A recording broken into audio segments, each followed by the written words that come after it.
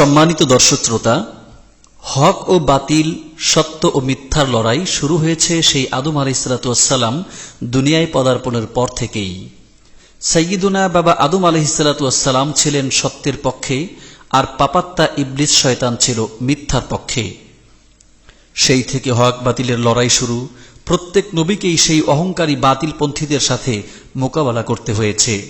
তারই ধারাবাহিকতায় আখিরি নবী উম্মতের কান্ডারি মুহাম্মদুর রাসূলুল্লাহ সাল্লাল্লাহু আলাইহি ওয়াসাল্লামকেও সেই বাতিলপন্থী অহংকারীদের সাথে বারবার লড়াই করতে হয়েছে।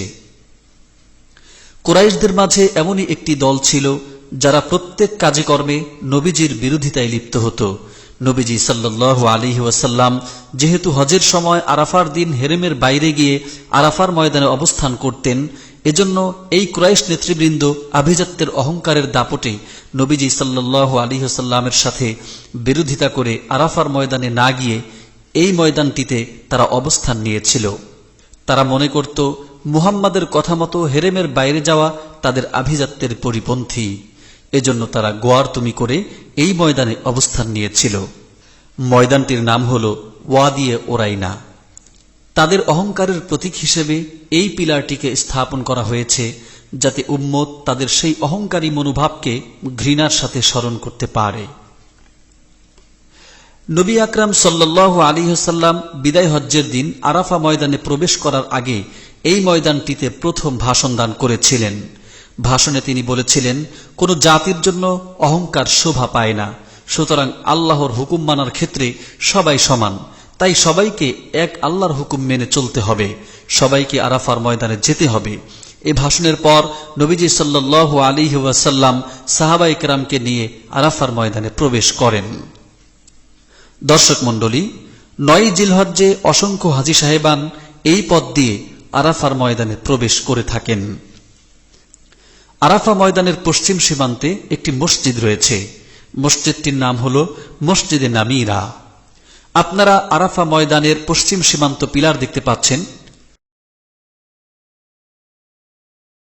মসজিদের উত্তর পার্শ্বে একটু পূর্ব দিকে অবস্থিত এই টাওয়ারটি হল স্যাটেলাইট টাওয়ার বা আন্তর্জাতিক সম্প্রচার কেন্দ্র।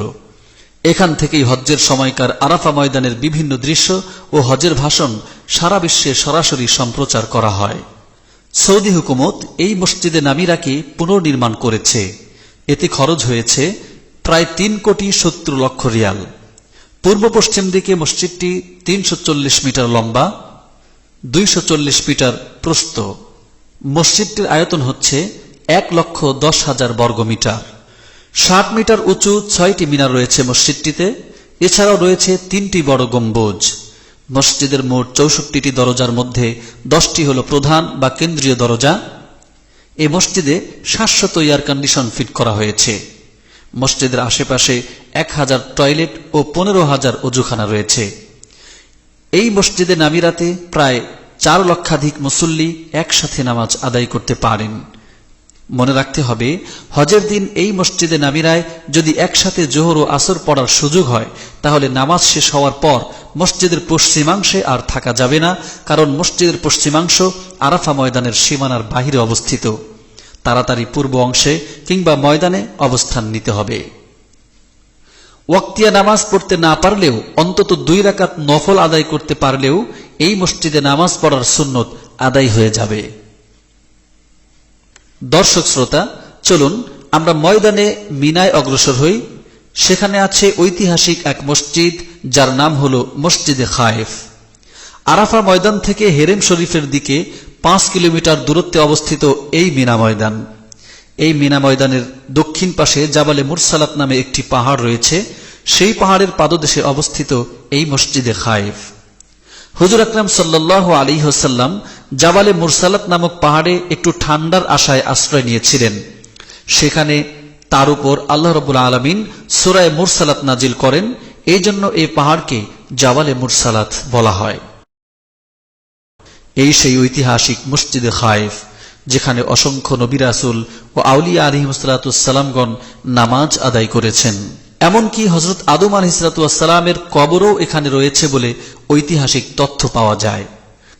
হুজুর আকরাম সাল্লাল্লাহু আলাইহি ওয়াসাল্লাম হজের সময় এই মসজিদে সাহাবায়ে কেরামকে নিয়ে জোহর থেকে নিয়ে ফজর পর্যন্ত মোট 5 ওয়াক্ত নামাজ জামাতের সাথে আদায় করেছিলেন। এখানেই তিনি গুরুত্বপূর্ণ ভাষণ দিয়েছিলেন, অতঃপর সকল উম্মতের জন্য দোয়া করেছিলেন।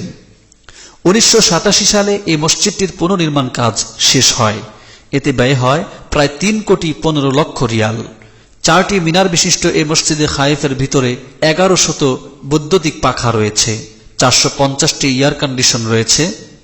মসজিদের পূর্ব পাশে রয়েছে 1000 টয়লেটের ব্যবস্থা, রয়েছে 3000 অজুখানা। অসংখ্য নবী রাসূলের স্মৃতিধন্য এই মসজিদে অন্তত 1 ওয়াক্ত নামাজ আদায় করতে পারা বড়ই সৌভাগ্যের লক্ষণ বলে বিবেচিত। বয়ে চলা বাতাসে শুনি তব নাম হে রাসূল, আকাশের তারকা পূর্ণিমা চাঁদ তব প্রেমে মাশগুল। বয়ে চলা বাতাসে শুনি তব নাম হে রাসূল,